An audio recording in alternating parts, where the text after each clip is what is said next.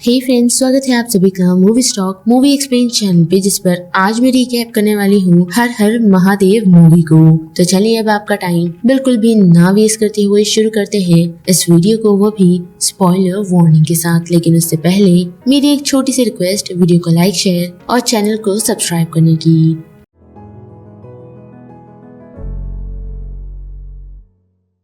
तो फिल्म की शुरुआत हमें बाजी प्रभु से दिखाई जाती है और उनकी पास्ट की कुछ स्टोरी से, जिससे हमें ये समझ आता है कि बचपन में ही बाजी को उनके सगे भाई से धोखा मिला था, वो भी तब जब उनकी पूरी फैमिली खत्म हो गई। लेकिन उसी दौरान उन्हें बचाने के लिए कृष्णा जी बंडल पहुँचे थे, जिस कारण प्रभु ने अपना पूरा जीवन उन्हें ही समर्पित कर दिया, वो भी उनके काफी जाबाज वॉरियर बनकर। लेकिन उसी के साथ उनकी ताकतों का गलत इस्तेमाल कर रहे थे, जो बात बाजी को पसंद नहीं थी। लेकिन फिर भी कृष्णा जी के कारण उन्होंने उन लोगों को कुछ नहीं किया। पर इतना ही नहीं, बाजी को ये तक पता चला कि कृष्णा जी ने ही उनकी पूरी फैमिली को खत्म किया है। लेकिन फिर भी उन्होंने उसे मारा नहीं, बल्कि अपनी दुश्मनी और लोगों से खत्म करने के लिए कहा। और जैसे ही वो अपने घर लौटते हैं तो उन्हें अपनी वाइफ सोनाबाई से ये पता चलता है कि उनकी ही घर की एक बेटी के साथ अन्याय हुआ है, जिसका फैसला वो करने के लिए पहुँचते तो है। लेकिन कृष्णा जी के कहने पर वो रुक जाते हैं और उसी दौरान हम देख सकते हैं कि शिवाजी महाराज का एक लेटर कृष्णा जी के पास पहुंचा है, जिसमें उन्होंने उनके पूरे गांव यानी कि रोहिदा को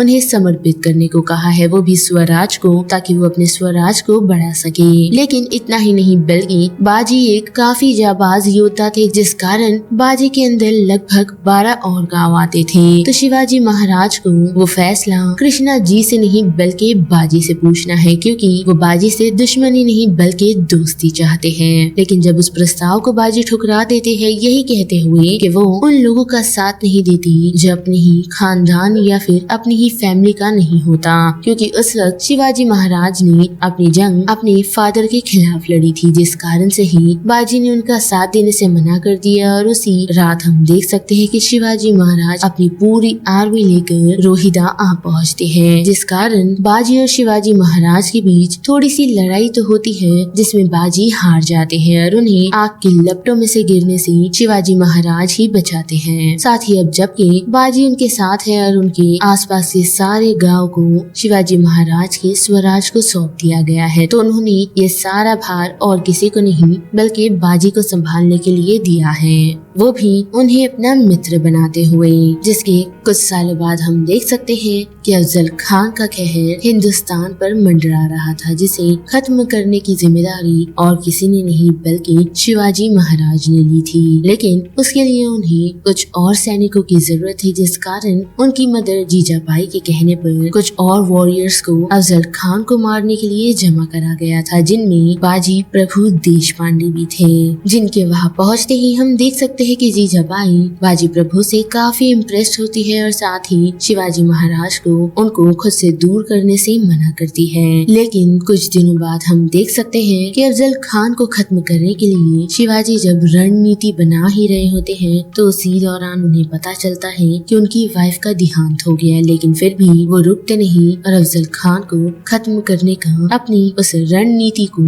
जारी रखते हैं, जो रणनीति काम भी आती है। और हम देख सकते हैं कि अफजल खान को शिवाजी महाराज नरसिम्हा की तरह खत्म कर देते हैं। लेकिन फिर भी ये जंग खत्म नहीं हुई, बल्कि हम देख सकते हैं कि बीजापुर की फोर्स यानी कि सिद्धि जोहर नाम का एक और राजा शिवाजी महाराज को खत्म करना चाहता है, जो बात शिवाजी महाराज और बाकी सभी लोगों को भी पता चल चुकी है, जिस कारण सिद्धि जोहर अपनी पूरी फोर्स को लेकर पन्हाला जाने का डिसाइड करता है। लेकिन काफी महीनों तक उनके बीच जंग नहीं होती, क्योंकि सिद्धि इसी बात का वेट कर रहा है कि कब शिवाजी महाराज के लोग अटैक करेंगे और वो उस अपॉर्चुनिटी का फायदा उठाकर उन सभी को खत्म कर देगा, क्योंकि हम देख सकते हैं कि सिद्धि के पास शिवाजी महाराज से ज्यादा ट्रूप्स है। पर बाजी प्रभु भी इतनी आसानी से सिद्धि जौहर के जाल में फंसने वाले नहीं थे, क्योंकि वो यहाँ पर जंग लड़ने नहीं बल्कि अपने बेटे की नजर में खुद को साबित करने के लिए आए थे, जो चीज उनके लिए काफी बड़ी है। और हम देख सकते हैं कि वो यही बात शिवाजी महाराज तक को कहते हैं। साथ ही हम देख सकते हैं कि बाजी प्रभु ने एक रिस्की प्लान बनाया है, वो भी कुछ सेलेक्टेड बैंड्स को, जिसे वो लोग आधी आधी ट्रूप्स में बांट अलग अलग लोकेशन पर भेजेंगे, ताकि वो लोग बीजापुर की फोर्स का ध्यान भटका सके और उनके सर्कल को खत्म कर सके।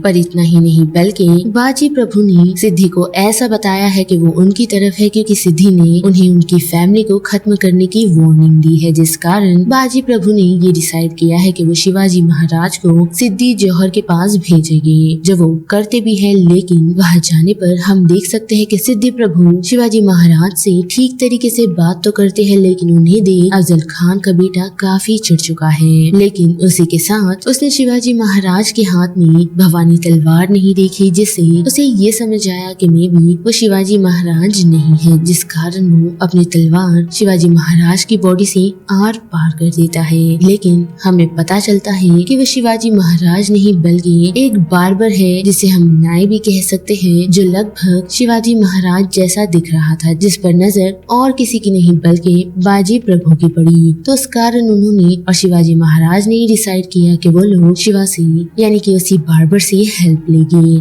जो वो करने को भी तैयार था, क्योंकि वो शिवाजी महाराज का काफी बड़ा भक्त था। और शिवा के कारण अब शिवाजी महाराज को इस सिचुएशन से निकाला जा सकता है, क्योंकि बाजी प्रभु का ऐसा मानना है कि वो लोग उन्हें खत्म करे बिना चैन से नहीं बैठेंगे, जिस कारण वो शिवाजी महाराज के साथ कुछ सैनिकों को विशालगढ़ के लिए रवाना होने के लिए कहते हैं, जिसके लिए शिवाजी महाराज रेडी नहीं होते, क्योंकि उनका मानना ये है कि वो अपनी प्रजा या फिर अपनी आर्मी को ऐसे ही उनके लिए लड़ने और मरने नहीं दे सकते। जो बात सुन बाजी तो पहले काफी चिढ़ जाते हैं, लेकिन उसी के साथ वो शिवाजी महाराज को ये कहते हैं कि अगर आप जिंदा रहेंगे तो मराठा साम्राज्य जिंदा रहेगा, साथ ही स्वराज भी, और उन्हें अभी तो और भी काफी सारे काम करने हैं, तो उनका जिंदा रहना ज्यादा महत्व है। क्योंकि जैसा कि हम देख सकते हैं कि अभी तक शिवाजी महाराज को छत्रपति शिवाजी महाराज का ओहदा नहीं दिया गया, जिसमें अभी भी कुछ वक्त है। और फिर से आए फिल्म पर तो हम देख सकते हैं कि बाजी की वो बात सुन उससे बाजी के कुछ ट्रूप्स भी एग्री करते हैं, जिस कारण शिवाजी महाराज और कुछ ट्रूप्स को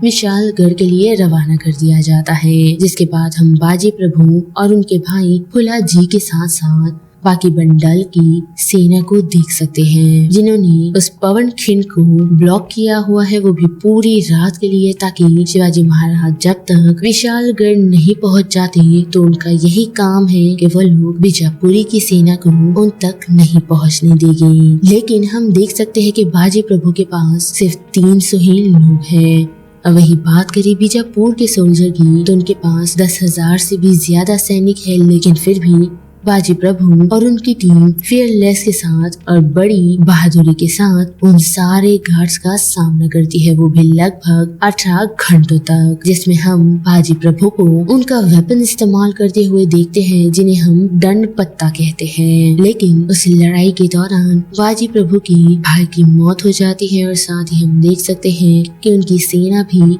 ऑलमोस्ट नहीं बची। पर फिर भी बाजी प्रभु हार नहीं मानते और अपने महाराज को सेव करने के लिए वो बची हुई आर्मी से लड़ना शुरू करते हैं, वो भी तब तक जब तक शिवाजी महाराज विशालगढ़ में पहुंच अपने तोपों की मदद से आसमान में फायर कर ये संदेशा ना पहुंचा दे कि शिवाजी महाराज वहां सेफली पहुंच चुके हैं। लेकिन हम देख सकते हैं कि शिवाजी महाराज विशालगढ़ ऑलमोस्ट पहुंचने ही वाले होते हैं, पर वहाँ पर बीजापुर के सोल्जर तो नहीं, लेकिन शिवाजी महाराज को बिट्रे करने वाले कुछ शख्स खड़े होते हैं, ताकि वो लोग उन्हें विशालगढ़ पहुंचने न दे, ताकि बीजापुर के सोल्जर पहुंचते ही वो सभी मिल शिवाजी महाराज का खात्मा कर दे। जिसमें शिवाजी महाराज के सामने खड़े हुए सेना तो काम नहीं आती, क्योंकि शिवाजी महाराज और उनकी टीम मिल उन सभी लोगों को डिफीट करने में कामयाब होती है और आखिरकार विशालगढ़ के उस फोर्ट में पहुंचने में भी, जिस कारण अब बाजी को भी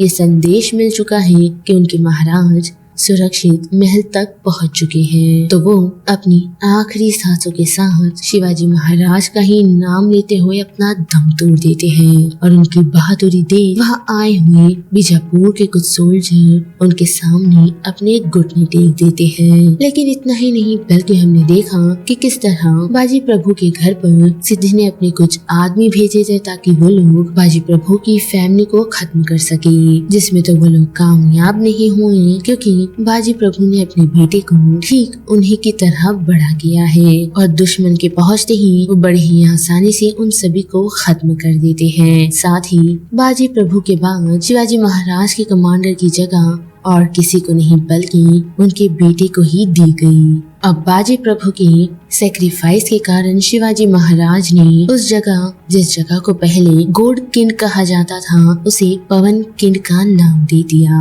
और यहाँ पर हर हर महादेव मूवी का ये पूरा रिकैप खत्म होता है, जिस बारे में अब आप सभी की क्या राय बनती है उसे लेकर आप मुझे कमेंट सेक्शन में बता सकते हो। साथ ही वीडियो आपको पसंद आई तो वीडियो को लाइक, शेयर और चैनल को सब्सक्राइब करना मत भूलिएगा। बाकी मैं मिलूंगी आपको फिर किसी मूवीज या सीरीज के रिकैप के साथ। तब तक के लिए आप movie stock movie explain channel के बाकी वीडियोस को एंजॉय कीजिए। Till then bye.